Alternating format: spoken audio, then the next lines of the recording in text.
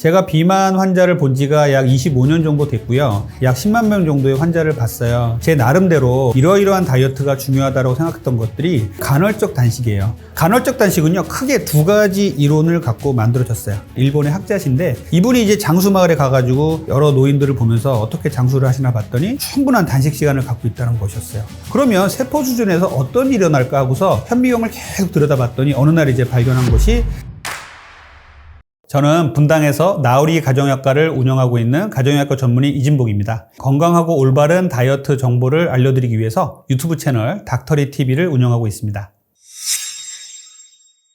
예전 개념으로는 통통한 사람이 뚱뚱한 사람이 건강하다 이렇게 생각한 적도 있었죠. 그런데 이제 비만은 질병입니다. 많은 질병의 위험 요인이에요. 그래서 위험 요인이자 질병 그 자체라고 얘기를 합니다. 우리가 지방을 나눌 때 피하지방과 내장지방으로 나누는데, 피하지방 같은 경우는 우리가 몸에 쌓여도 외모상으로는 좀 문제가 될 수 있지만 건강상으로 위협하는 경우는 거의 없어요. 그런데 이 내장 비만은 정말 많은 문제를 일으킵니다. 예전에는 이 지방이 내장에 쌓여 있다고 해도 우리 몸을 구성하는 성분 중에 하나다라고 생각한 적도 있었어요. 그런데 연구를 하면 할수록 이 췌장에서 아주 많은 나쁜 물질들을 뿜어냅니다. 우리 몸의 혈관의 염증을 일으키는 물질, 그리고 몸의 대사를 망치는 물질들이 어마어마하게 나온다는 것이 알려졌어요. 그래서 결국은 내장 비만이 쌓이면요, 고혈압, 당뇨병, 고지혈증, 지방간, 통풍, 관절염, 그리고 정신과적인 질환, 우울증까지도 일으킨다고 돼 있고 암도 일으킨다고 돼 있기 때문에 비만은 이제 질병이라고 봐야 되는 것이 정설이고요. 비만한 사람이 건강하다 이런 개념은 사라져야 될 것 같습니다.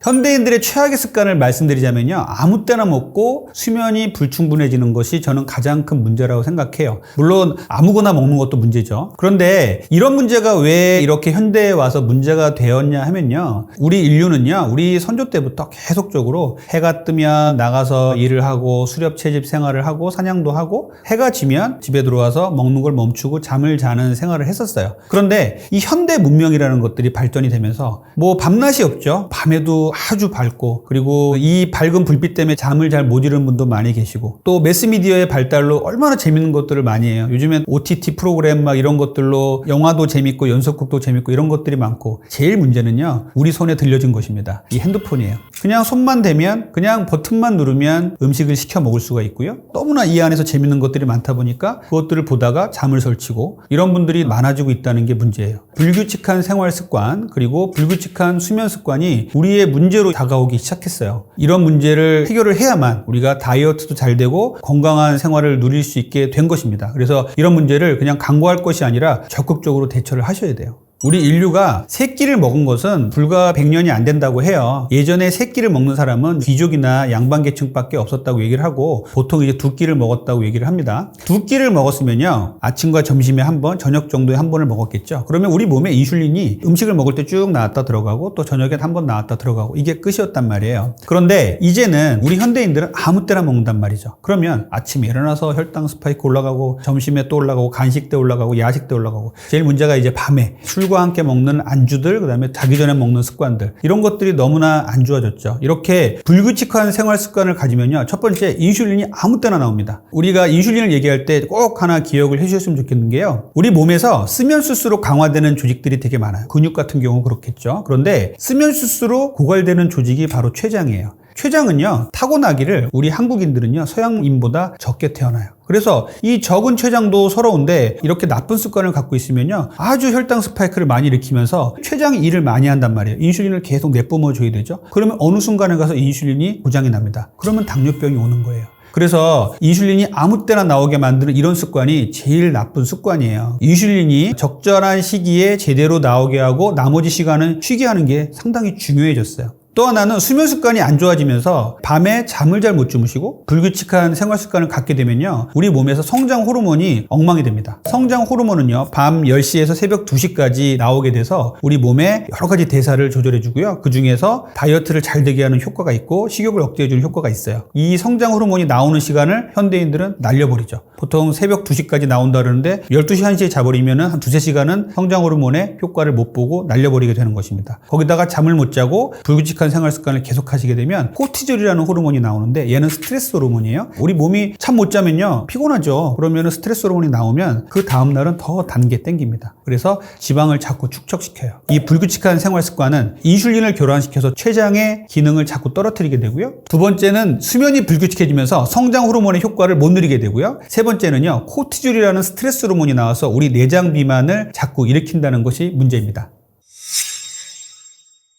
제가 비만 환자를 본 지가 약 25년 정도 됐고요. 약 10만 명 정도의 환자를 봤어요. 그러면서 제 나름대로 환자들을 보면서 이러이러한 다이어트가 중요하다고 생각했던 것들이, 첫 번째는 혈당 스파이크를 막는 다이어트입니다. 정제된 탄수화물을 줄이고 단백질 유지에 통곡류를 드시면서 혈당을 완만하게 만드는 게 1번이고요. 두 번째는 간헐적 단식이에요. 간헐적 단식은 우리가 시간이 지나면 지날수록 더욱더 중요해지는 것입니다. 실제로 환자분들께 이제 간헐적 단식을 추천을 드리고, 간헐적 단식을 정말 잘 해 나가시는 분들이 하시는 말씀은요, 하나같이 똑같아요. 공복이 이렇게 편한지 몰랐다.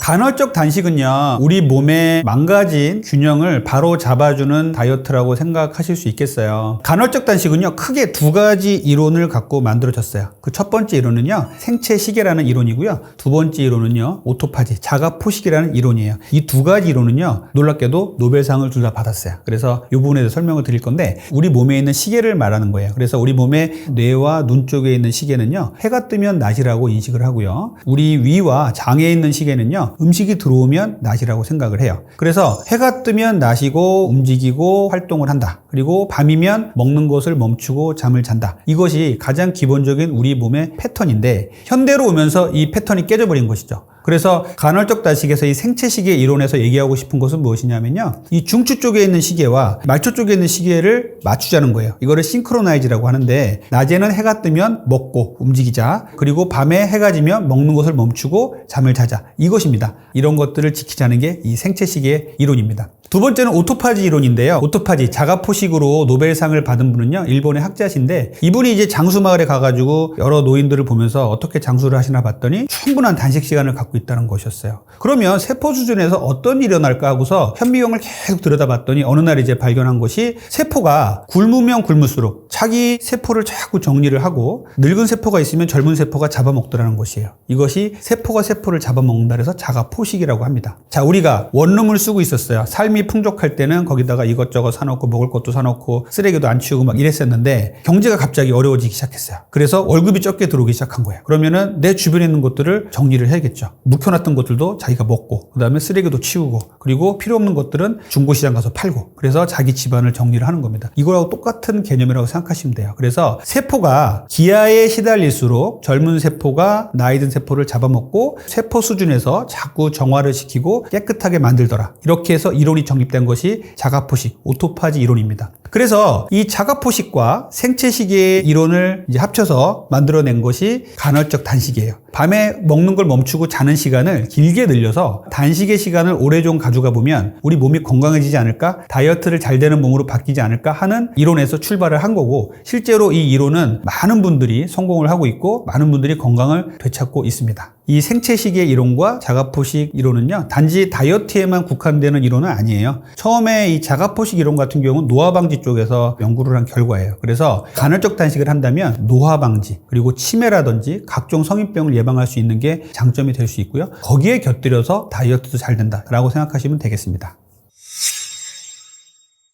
일단은 천천히 시작하셔야 돼요. 간헐적 단식을 처음 시작하실 때 기본은 12대 10이에요. 12시간은 먹고 12시간은 굶는 거예요. 그러면 아침 7시에 식사를 시작하신 분은요, 저녁 7시에 식사를 마치고 그 뒤에는 물 외에는 먹지 않는 거죠. 이것도 힘들어 하시는 분 상당히 많습니다. 이것을 성공하시면요, 이제 점점 공복 시간을 늘려가는 거죠. 그래서 12대 12에서 14대 10, 16대 8 이렇게 해서 궁극적으로는 16대 8 정도의 간헐적 단식을 저는 제일 추천드리고 있어요. 하루에 2끼 정도 먹는 이제 식사가 되겠죠. 간헐적 단식의 얘기를 쭉 하다 보면, 제가 한 방송을 보고서 간헐적 단식을 열심히 했다고 이제 저한테 찾아와서 검사도 하시고 체성분도 하시고 이런 분들이 간혹 계신데, 이분들 중에서 좀 오해하시고 잘못하시는 분들이 좀 계셔서 말씀을 드리고 싶은데, 간헐적 단식은요, 무조건 굶기만 한다고 되는 건 아니에요. 굶는 것 자체를 규칙적으로 할 수 있고 꾸준히 이어나갈 수 있는 지속 가능한 다이어트가 되어야 합니다. 그런데 며칠을 쫄쫄 굶고 며칠을 한 끼만 먹고 이렇게 해서는 다이어트가 제대로 안 돼요. 그것은요, 며칠 며칠은 참을 수 있지만 조만간 포기하게 되고 조만간 폭식하게 됩니다. 그래서 간헐적 단식은 내가 할 수 있는 만큼 하시면 돼요. 정답이 없어요. 내가 할 수 있는 시간을 정해서 내가 할 수 있는 양만큼만 하시면 돼요. 내가 아침형 인간이다. 그러면은 아침에 일찍 일어나서 나는 아침을 꼭 먹어야 돼. 이런 분들은 아침 6시, 7시에 아침 식사를 하시고요. 저녁에 5시, 6시 정도에 식사를 마치시고 그 뒤에 아무것도 안 드시면 12대 12 이상의 간헐적 단식이 되는 것이고요. 또 저녁에 나는 일을 해야 되는 사람이고 저녁 늦게까지 깨어있는 사람이다. 그러면 7시, 8시까지 식사를 하시고 그 뒤로 공복을 지킨 다음에 아침 식사를 그만큼 늦추시면 돼요. 10시, 11시 정도에 식사를 하시면 되겠죠. 그래서 자기에게 맞는 시간을 가지시면 되고 자기에게 맞는 간헐적 단식 방법을 가지시면 됩니다. 그래서 제가 이제 제일 간헐적 단식의 기본이 되는 게 12대 10이라고 말씀드렸잖아요. 12시간은 먹고 12시간은 굶는다. 12대 12를 충분히 내 몸에 체득을 하셔야 돼요. 그래서 12대 12가 좀 자유로워졌다. 그러면은 14대 10으로 갈 수 있고요. 14시간 이제 굶는 거죠. 10시간 동안 식사를 하고. 이 10시간 식사를 하시는 데에는 2끼 내지 3끼를 드실 수 있어요. 그것도 잘 되시고 정말 체득이 됐다 그러면 16대 8까지를 말씀을 드려요. 16대 8은요. 16시간은 굶고 8시간은 먹자는 거죠. 8시간이면 2끼 정도 식사 시간 이 됩니다. 이 두 끼에서 충분한 영양분을 섭취를 하셔야 돼요. 이 두 끼 때 적절히 못 드시고 너무나 많은 단백질 양을 줄이시거나 식사량이 적게 되면요. 이건 마른 비만으로 갈 수밖에 없어요. 먹는 양이 적은데 굶는 게 점점 길어지면요. 우리 몸은 정말 위기 상황에 발동이 돼서 지방을 빼는 게 아니라 근육부터 빼게 되거든요. 그래서 제 경험에는요. 16대 8 정도가 제일 좋은 것 같아요. 그 이상 하시는 분도 계세요. 하루에 한 끼 하시는 분도 계시고요. 5대 2 하시는 분도 계세요. 5일은 먹고 이틀은 안 먹는다. 저는 하루 한 끼 먹는 분들이 계시다면 철저하게 단련되신 분이에요. 간헐적 단식에. 그리고 그 한 끼에 모든 영양소를 다 챙겨 먹어야 되기 때문에 자칫 잘못하면 폭식으로 넘어갈 수가 있어요. 그래서 1일 1식 먹는 간헐적 단식은 별로 추천하고 싶진 않아요. 그리고 저희 병원에 찾아오시는 많은 대사질환을 가지신 분들 그리고 다이어트를 원하시는 분들은 식욕이 조절이 안 돼서 오시는 분들이기 때문에 이 식욕 조절을 오히려 잘 못하시고 식욕 조절을 망치는 쪽으로 갈 수 있기 때문에 저는 16대 8 정도를 가장 적절한 간헐적 단식의 최고 수준이라고 생각을 합니다. 간헐적 단식을 무리하게 늘리면서 뭐 먹어도 돼요? 뭐 먹어도 돼요? 저한테 너무나 많은 질문을 하시는데 원칙을 말씀드리면요. 간헐적 단식의 공복 시간에는요. 물 외에는 먹지 않는다입니다. 정말로 조금 더 양보해서 추천을 드린다면 허브티 정도는 먹을 수 있어요. 그런데 그 외에는 커피라든지 또 당을 올릴 수 있는 이런 식품들은 절대 금지하는 게 간헐적 단식의 원칙이에요. 그런데 이 원칙을 나는 좀 어기고 14대 10을 하면서 중간에 커피 한 잔 먹었어 아니면 아몬드 하나 먹었어 갖고서 너무 죄책감을 느낄 필요는 또 없죠. 규칙적으로 굶는 것이 훨씬 효과가 좋아요. 그리고 만약에 내가 주말에 충분한 공복을 좀 가지고 싶다 그러면은 평소에 12대 12 정도 단식을 하던 분들이 뭐 16대 8까지 늘려볼 수 있겠죠. 그런데 너무 극단적인 간헐적 단식은 근손실을 불러일으킬 수 있기 때문에 우리가 하루 한 끼 정도 먹는다? 그리고 엉망진창으로 음식을 먹다가 갑작스럽게 한 끼만 먹는다? 이것은 올바른 간헐적 단식 방법은 아니라고 생각합니다. 자, 우리가 간헐적 단식 그러면은 왜 그냥 단식이 아니고 간헐적 단식이지? 이렇게 생각하시는 분들이 계시죠. 우리가 단식원에서 단식 그리고 4, 5일 이상 단식하는 것과 이 간헐적 단식의 차이는요. 이 단식이 분명히 좋은 부분이 있어요. 그런데 현대인들이 단식을 적극적으로 행하기가 쉽지가 않죠. 회사를 그만두고 단식원에 들어갈 수도 없고 그리고 며칠을 굶으면서 일상생활 업무할 것이 많은데 이 업무를 다 할 수가 없는 것이죠. 그래서 이 간헐적 단식이란 말은요. 우리가 하루 중에서도 간헐적으로 단식을 하는 것들이 이 장기간 단식하는 것과 비슷한 효과를 누릴 수 있다고 해서 나온 거예요. 그래서 FMD, 단식 모방 다이어트라는 개념이 나온 것이죠. 단식과 비슷하게 모방을 해서 하루에도 12시간은 단식을 만들고 12시간은 먹었더니 단식과 비슷한 효과가 나타나더라. 이런 개념에서 나온 것이 FMD 단식 모방 다이어트고 이것과 같은 맥락으로 이제 시간 제한 다이어트, 간헐적 단식 같은 내용으로 보시면 되겠습니다. 간헐적 단식을 하시면서 제일 많이 실수하시는 것이 무엇이냐면요. 간헐적 단식을 악용하는 분들이 상당히 많아요. 이거는 간헐적 단식 플러스 간헐적 폭식입니다. 이렇게 하시면 안 되고요. 간헐적 단식이 내가 오전 10시에 끝나서 오전 10시부터 식사를 시작할 수 있는 사람이에요. 그러면은요. 10시가 되기 전까지 막 굶는 걸 참다가 5, 4, 3, 2, 1 딱 해가지고 정말 자기가 먹고 싶은 케이크와 캐러멜 마키아토를 먹었어요. 그러면은 혈당 스파이크가 어마어마하게 올라갑니다. 이것은 점심, 저녁 때 정상적인 식사를 하다가 올라가는 혈당 스파이크 스파이크보다 훨씬 많이 올라가요. 공복 시간이 오래되면 오래될수록 혈당 스파이크를 더 많이 올린다고 돼 있어요. 그래서 공복 시간이 길어지면 길어질수록 그 첫 끼를 정말 주의하셔야 되고, 그 첫 끼에서 강력하게 추천드리는 음식은 야채와 단백질입니다. 그래서 단백질 위주의 식사를 하셔야 돼요. 그래서 간헐적 단식을 정말 내가 먹고 싶은 거 먹기 위해서 간헐적 단식을 악용하시는 분들이 계신데, 이렇게 하시면 안 되고요. 간헐적 단식을 통해서 건강을 지키고 다이어트가 잘 되는 몸으로 만들고 싶은 분들은요, 간헐적 단식이 끝나는 그 시기의 첫 끼를 정말 주의하셔야 되고, 이 첫 끼는 혈당 스파이크를 만들지 않는 섬유질이 많고 단백질이 풍부하고, 또 꼭 탄수화물을 드신다면 정제된 탄수화물이 없는 통곡류 위주로 드시는 게 좋습니다. 쭉 공복을 지키다가 간헐적 단식이 종료가 되고 첫 번째 식사를 하신다 그러면 첫 번째 추천드리는 음식은 콩류예요. 콩류에는 대두 자체가 있을 수도 있고, 두부, 낫또, 무가당 두유 같은 것들, 이런 것들이 좋은 음식이 될 수 있고요. 두 번째는 계란이고요. 계란은 아주 좋은 단백질 공급원이고 소화도 잘 되고 정말 모든 영양소가 거의 다 들어있는 좋은 식품이기 때문에 적극 추천드리고요. 세 번째는 유제품 중에서 무가당 그릭 요거트와 천연 치즈를 적극 추천드립니다. 여기에는 이 단백질이 많이 들어있고 소화도 잘 되고 우리 몸에 좋은 영양분을 많이 공급할 수가 있어요. 그 외에도 양배추라든지 견과류라든지 이런 것들은 아주 적극적으로 아침 식사로 추천드리고 있습니다. 이렇게 풍족해진 사회 속에서 우리는 아무거나 먹고 아무 때나 먹는 것이 가장 큰 문제가 되고 있어요. 그래서 우리가 한번 우리 자신을 돌아보면서 공복 시간을 충분히 내가 할 수 있는 만큼 늘려보는 것은 우리 건강에 상당히 좋다는 말씀을 드립니다. 여러 가지 이론들을 제가 말씀을 드리고 하지만 그냥 우리 몸에 좋은 것은요, 공복의 시간이에요. 공복의 시간을 스스로 느끼면서 정말 내가 공복 잘 지켰어, 스스로 칭찬도 많이 해주시고요. 몸이 정말 가벼워지고 다이어트도 잘 되는 몸으로 바뀐다는 것 꼭 기억을 해주시면 좋겠습니다. 정말 살이 안 찔 것 같은데 살이 찌는 음식 첫 번째는, 여러분도 이 얘기 들으시면 되게 놀랄 거예요.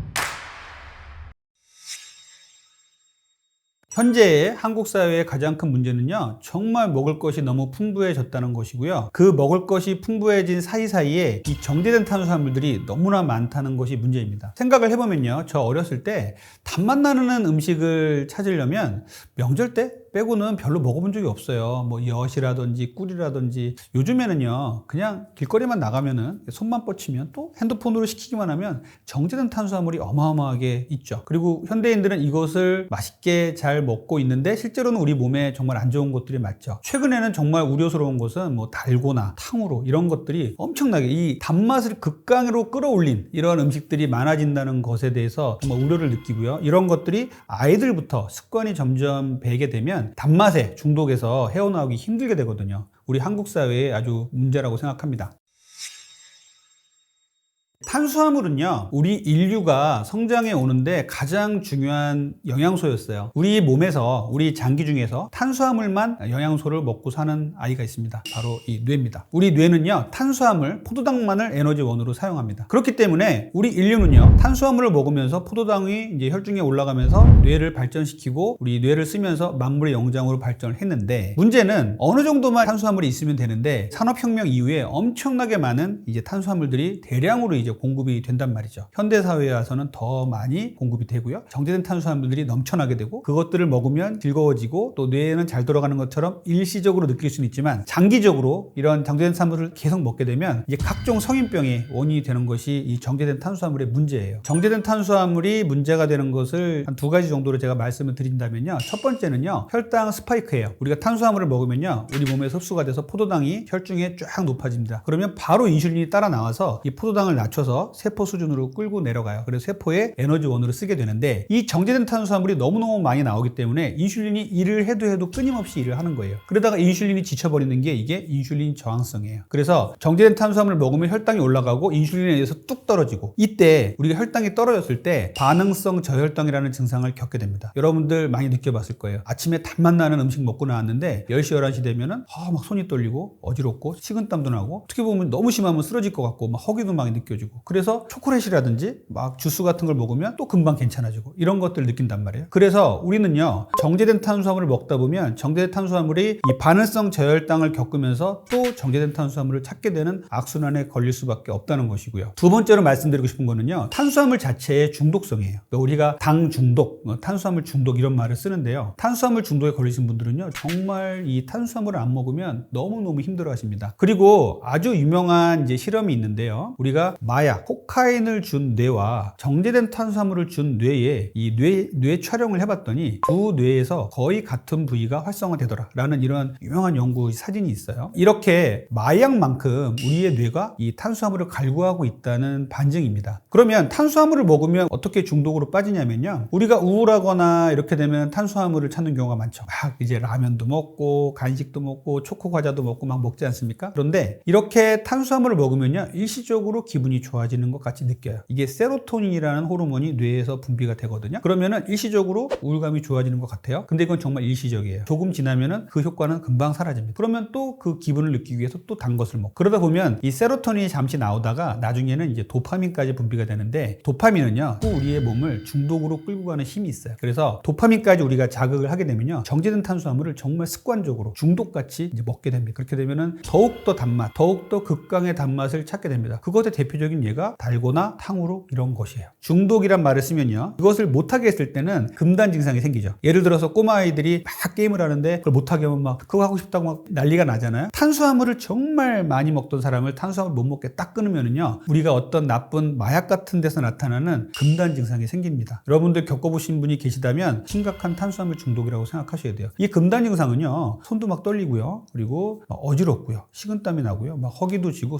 금방 쓰러질 것 같고, 이러한 집중력이 흐려지고 심각한 증상을 일으킬 수가 있어요. 이 금단 증상을 해결하는 것은요, 그것을 주면 해결이 됩니다. 그래서 이분들이 초콜릿이라든지 아주 액상과당 주스를 먹으면 금방 기분이 좋아져요. 이런 증상이 싹 사라지는 것이죠. 이것이 금단 증상이라는 것을 거꾸로 알아보는 방법은, 그런 금단 증상이 생겼을 때 정제된 탄수화물을 드시고 좋아졌다면 이것들은 금단 증상이라고 보시면 되겠어요. 우리가 이런 탄수화물 중독에서 이제 피하시려면 고도의 정제된 탄수화물을 피하셔야 되는데, 순서가 좀 있어요. 저는 악당순이라고 얘기를 하는데요, 탄수화물 악당순위 1번은요 액상과당입니다. 캔커피라든지 주스 같은 데 들어가 있는 액상과당이에요. 이 액상과당은 실제로 자연계에 존재하는 물질이 아니라 인공적으로 만들어낸 것이에요. 이것들은 우리 몸에 친화적이지가 않습니다. 그래서 이 액상과당은요 제일 먼저 피해 주셔야 될 것이고, 두 번째 악당은요 설탕이 많이 들어간 과자입니다. 과자류도 마찬가지로 아주 혈당을 많이 올리고 우리 몸에 폐해를 많이 일으킵니다. 과자 같은 것들은 저장도 편하고 우리가 손에 닿는 곳에 어디든지 둘 수 있기 때문에 아무 때나 집어서 먹을 수가 있죠. 이런 것들을 반드시 좀 끊어 주셔야 되고, 세 번째는요 과일도 주의하셔야 돼요. 과일은요 정말 좋은 음식이에요. 그런데 과일에도 과당이라는 게 들어있고요, 이것들이 당으로 작용을 합니다. 그래서 과당에 중독되신 분도 계세요. 과일 너무 많이 먹고 지방간이 걸렸다든지 콜레스테롤이 높아진다든지 또 비만이 되신 분도 많이 계세요. 정상인들이 과일을 많이 먹는 건 절대로 말리지 않습니다. 좋은 거예요. 과일은 천연 항암제이자 아주 미네랄과 항산화제를 많이 포함하고 있어요. 과일을 즙으로 만든 것, 갈아낸 것, 그리고 말린 과일은요 거의 설탕과 동일하다고 보시면 됩니다. 대사질환이 오신 분들, 그리고 비만하신 분들은요 이 과일도 상당히 주의하셔야 되고, 모든 학자들이 이 과일을 탄수화물의 악당순위 세 번째로 꼽을 만큼 과일 정말 주의를 해주셔야 되는 음식입니다. 탄수화물은요 제가 말씀드렸듯이 인류가 발전을 해오는데 가장 중요한 역할을 했던 것이에요. 그렇기 때문에 탄수화물은 안 먹을 수가 없어요. 탄수화물 드셔야 돼요. 탄수화물을 드시더라도 정제된 탄수화물이 아니라 통곡류라든지 저항성 전분을 많이 가진 탄수화물을 드시라고 말씀을 드려요. 예를 들자면 흰 쌀밥 대신에 현미밥이라든지 잡곡밥, 콩밥, 보리밥을 드실 것을 권장을 드리고요. 그리고 흰빵 대신에 호밀빵, 통밀빵 같이 거칠고 묵직한 빵을 드실 것을 권해드립니다. 저는요 다이어트를 공부하면서 이런 음식만큼은 절대 먹지 말아야겠다는 음식들이 생겼어요. 그 첫 번째는요 시리얼이에요. 시리얼은요 우리 현대인들이 정말 많이 먹는 음식이죠. 오늘 아침에 시리얼에 우유를 타서 먹고 나가면 막 힘도 나는 것 같고, 선전에서도 막 호랑이 나오고 사자 나오고 그래서 막 힘이 날 것 같은데 실제로 그렇지 않습니다. 여러분들 거꾸로 생각하고 계시는데, 이름 시리얼을 가지신 분이 이 시리얼을 처음 만들 때 금욕주의자들에게 충동을 줄이기 위해서 만들었다고 해요. 먹다 보니까 이게 편하고 맛있으니까 산업혁명 시대에 노동자들한테 주기 시작했어요. 노동자들이 빨리 먹고 일을 하니까 너무나 생산성이 올라가니까 너무 좋은 음식이다, 이렇게 선전을 하기 시작한 겁니다. 그래서 이 시리얼은요 실제로 분석을 해보면 거의 60-70% 이상이 탄수화물이에요. 그래서 시리얼은 상당히 안 좋고요, 우유에 넣어서 후루룩 말아서 아주 급하게 먹고 나가는 식사 습관은 정말 안 좋은 거예요. 두 번째로 제가 정말 피하는 음식은요 감자튀김이에요. 이 감자를 튀겼을 때 어마어마하게 당 독소라는 게 올라갑니다. 이 당 독소는요 우리 몸에서 분해되지 않고 남아서 우리 몸에 쌓이는 독소인데요, 이 튀겼을 때 정말 몇백 배가 올라가요. 그래서 당독소가 엄청나게 올라가고 우리가 또 이렇게 대량으로 튀기는 기름을 먹다 보면 이 기름들이 대부분 또 안 좋은 기름일 가능성이 높습니다. 그래서 이 당독소를 올리고 트랜스 지방이 많아질 수 있는 감자튀김은 정말 좋지 않은 음식이라고 저는 생각을 해요. 그 다음에 제가 피하는 음식 중에 하나는 아이스크림입니다. 아이스크림은 뭐 방송인 서경석 씨가 자기가 살찐 이유를 아이스크림에 이제 빗대어서 얘기한 것도 있었는데, 아이스크림은요 차게 먹는 음식에서는요 그 똑같은 당도의 맛을 내려면 더 많은 설탕이 들어가야 한다고 돼 있어요. 그래서 우리 미각을 자극을 해서 차게 먹으면서 단맛을 느끼게 하려면 더 많은 설탕이 들어가기 마련입니다. 그래서 아이스크림은 그런 면에서 안 좋고요. 또 아이스크림은요 단백질도 없어요. 섬유질도 없어요. 그래서 우리 몸에 좋을 게 별로 없습니다. 그 외에는 다 향신료, 착색료밖에 없다고 얘기를 하시는 분도 많아요. 현대인을 살찌게 하는 습관 중에 가장 큰 것은요 아무 때나 먹는 거예요. 그래서 새벽에도 먹고 아침에도 먹고 점심에도 먹고 간식도 먹고 밤에도 먹고 야식도 먹는 이런 습관들이죠. 그리고 또 수면 시간이 줄어드는 것들이 또 문제입니다. 우리 현대인들은요 스마트폰을 손에 쥐고 있기 때문에 음식도 아무 때나 시켜 먹을 수 있고 밤늦게까지 스마트폰을 보면서 잠을 청하고 이런 분들이 있는데, 이런 습관이 제일 안 좋아요. 어떤 정신과 선생님들은요 스마트폰을 침실로 가지고 들어가서 스마트폰을 보면서 잠이 오면 자야지라고 생각하는 것만큼 멍청한 게 없다라는 말씀을 하세요. 예전에는요 먹는 습관, 두 번째가 운동, 세 번째가 수면 습관이라고 했다면 이제 수면이 2번으로 올라갔어요. 왜냐하면 현대인들이 잠을 너무 못 자요. 그리고 수면 습관이 너무 안 좋아졌고 수면의 질이 너무 떨어졌습니다. 그 중심에는 핸드폰이 있어요. 인공 발광 조명이라고 하는데 핸드폰, 태블릿 PC, 그리고 TV, 그리고 밝은 조명들, 이런 조명들을 적극적으로 피해 주셔야 됩니다. 제일 중요한 것은 규칙적으로 생활하는 게 제일 중요해요. 그 중에서도 수면 습관도 중요한데, 밤 10시부터 새벽 2시까지 성장 호르몬이라는 호르몬이 나와요. 성장 호르몬이 애들한테만 나오는 거 아니에요? 라고 물으시는 분이 계신데, 성장 호르몬은 아이들한테는 성장을 시켜주고요 성인에서는요 천연 식욕 억제제라고 생각하시면 돼요. 우리의 식욕을 정리를 해주고 지방을 축적시키지 않고 근육을 늘려주는 이런 역할을 하는데, 이 성장 호르몬이 10시부터 새벽 1시에 나온단 말이에요. 그런데 우리 현대인들은 이 시간을 고스란히 날려버리는 사람이 너무 많습니다. 그래서 성장 호르몬이 나오기 시작하는 10시 정도부터는 좀 어둑어둑하게 만들어 놓고 태블릿 PC나 휴대폰은 치워버리시고 은은한 볼빛 아래서 책을 보다가 주무시는 게 가장 좋은 습관이에요. 그리고 아침에 일어나는 습관은요 항상 같은 시간에 일어나는 게 중요하다고 합니다. 우리가 살이 찔 것 같은데 안 찌는 음식 첫 번째는요 천연 치즈예요. 우리가 대량으로 생산하는 피자 같은데 이제 안 좋은 치즈 쓰는 거 말고요, 그리고 천연 치즈로 된 것들을 잘 고르셔서 드신다면요 이런 것들은 살이 찔 것 같지만 살이 안 찌는 대표적인 음식이에요. 그리고 식감도 좋죠. 그리고 포만감도 좋기 때문에 또 유제품에서 얻는 이 단백질도 좋기 때문에 천연 치즈 상당히 추천을 드리고요. 두 번째는 땅콩 버터예요. 이 땅콩 버터는 무가당 땅콩 버터를 잘 고르셔야 돼요. 땅콩 버터의 최대의 단점은 맛있다는 겁니다. 그래서 이것도 너무 많이 드시면 안 되는데 큰 숟가락으로 2스푼 정도를 하루에 먹으면 좋다고 돼 있어요. 땅콩버터의 장점은요 포만감이 어마어마해요. 통곡류 같은 데 발라서 드신다든지 토마토에 발라 드신다는 분도 있고 치즈에 발라 드신다는 분도 계신데, 그렇게 해서 드시면 상당히 좋은 아침 식사가 될 수 있고요. 또 이 무가당 땅콩버터는요 불포화 지방산을 많이 함유하고 있어요. 그래서 좋은 지방을 싣는 원천이 되고요. 또 갈색 지방이라고 하는데요 우리 몸에서 열을 내고 다이어트를 잘 시켜주는 이 지방이 있는데, 이 갈색 지방을 활성화시켜주는 좋은 음식으로 되어 있습니다. 제가 정말 추천드리는 세 번째 음식은요 샤브샤브예요. 샤브샤브 여러분들 많이 드십시오. 배부르게 먹어도 됩니다. 단 샤브샤브에 안 좋은 거 넣어 드시면 안 되겠죠. 마지막에 드시는 죽이나 면은 안 됩니다. 샤브샤브는요 100도씨에서 물이 끓잖아요. 거기에 넣어서 음식을 먹기 때문에 100도씨 이상에서 익혀 먹는 우리가 직화구이라든지 오븐이나 에어프라이 같은 데서 튀겨 먹는 음식과 질적으로 달라요. 100도씨에서 물이 끓기 때문에 100도씨 이상 온도가 올라가지 않습니다. 거기다가 음식을 넣어서 먹으면요 당 독소가 확 줄어요. 그래서 거기다가 우리가 넣어 먹는 거, 야채 넣어 먹죠, 고기 넣어 먹죠, 이런 단백질이라든지 야채류를 충분히 넣어서 먹는다면 상당히 좋은 음식이에요. 정말 살이 안 찔 것 같은데 살이 찌는 음식 첫 번째는 강냉이 같은 게 있습니다. 극장 가면 이렇게 큰 팝콘 사가지고 거의 다 먹고 나오죠. 이 한 통이 거의 600kcal 정도가 된다고 합니다. 강냉이의 문제는 뭐냐면요 가볍잖아요. 그래서 우리가 살이 안 찔 것 같다고 좀 착각을 하는 것 같아요. 하지만 옥수수를 고온에서 튀기고 하는 과정에서 상당히 칼로리가 높아지고, 그리고 이것들을 먹었을 때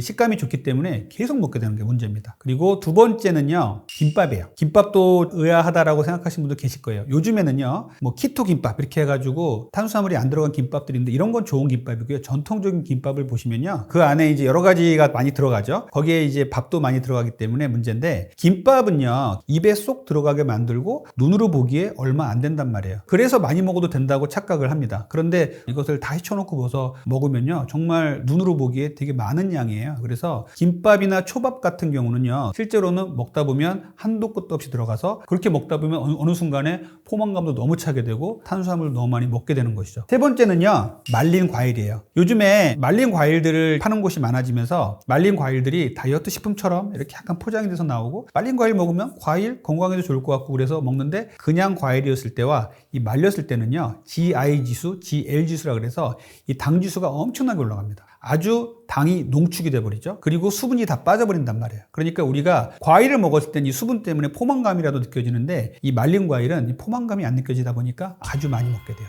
현대에 와서 우리 식단을 보면요, 초가공 식품들이 많아지고 굽고 튀기고 이런 음식들이 많아지면서 예전으로 돌아가자, 자연으로 돌아가자, 이런 이제 운동도 있고요. 그런데 제가 늘 강조드리는 것들은 바쁠 때 간단하게 먹을 수 있는 음식들을 제가 추천드리고 있어요. 계란 삶은 것들, 그리고 스트링 치즈 같은 천연 치즈, 그리고 그릭 요거트 같은 것들은 아주 빠르게 먹을 수 있고 전날 식혀놓으면 아침에 신선하게 먹을 수 있는 음식이에요. 제가 추천드리는 조리법은요, 직화나 튀기거나 굽지 말자는 거예요. 이렇게 직화나 튀기거나 구우면요, 당독소라는 것이 엄청나게 올라가요. 우리 몸에 좋을 리가 없습니다. 그래서 그런 것보다는 삶거나 무치거나 데친 이런 음식들이 좋다고 말씀을 드리겠습니다.